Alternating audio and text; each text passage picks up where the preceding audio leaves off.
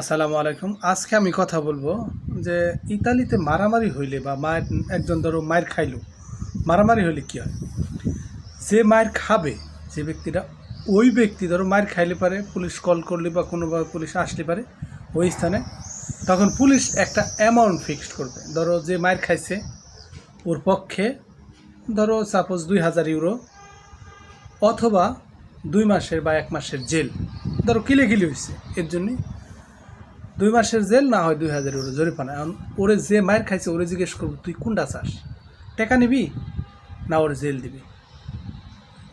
এখন মায়ের যে খাইছে ওর ইচ্ছা, উনি মামলা ঢিসমিস। বাংলাদেশ হলে কী হয়? ধরো মারামারি হইলো, যে মায়ের খাইছে ওই বেচারা থানায় যাব, থানায় যায় টাকাতে কেস করা লাগবো, কেস করে পুলিশরা আবার টাকা দেওয়া লাগবো যে ওরে ধরে নিয়ে আয়। পুলিশে ধরে আনলো কি না আনলো ঠিক নাই, তারপর আবার ওই কেসটা যাবো আদালতে, আদালতে গেলে আবার উকিল ধরা লাগবো, যে মায়ের খাইছে ওর টাকা পয়সা খরচ করে উকিল ধরা লাগবো, উকিলে টাকা দিয়ে ওইটা নিয়ে ঘাটতি মানে ওর বিচার পাওয়ার চায় ওই তেনা নেচড়া হয়ে যায়, মানে ওই হয়রানি হয়ে যায়।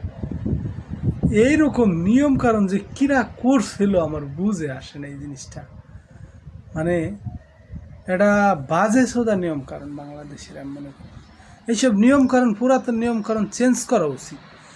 মানুষ তো বাইরের দেশের নিয়মকানুন দেহা পরিবেশ দেহা শিখে, বাংলাদেশে তো শিখার কোনো উন্নতির ভাবই দেখি না।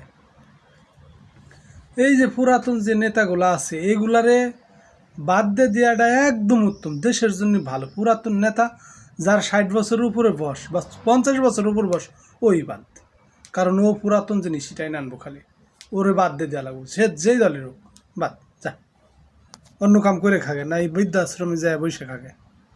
তাও রাজনীতি করবে এসে দেশ নষ্ট করিস না, দেশের 12টা বাজায় ফেলায় দেয়, নিয়ম কারণ শৃঙ্খলা কিচ্ছু নেই।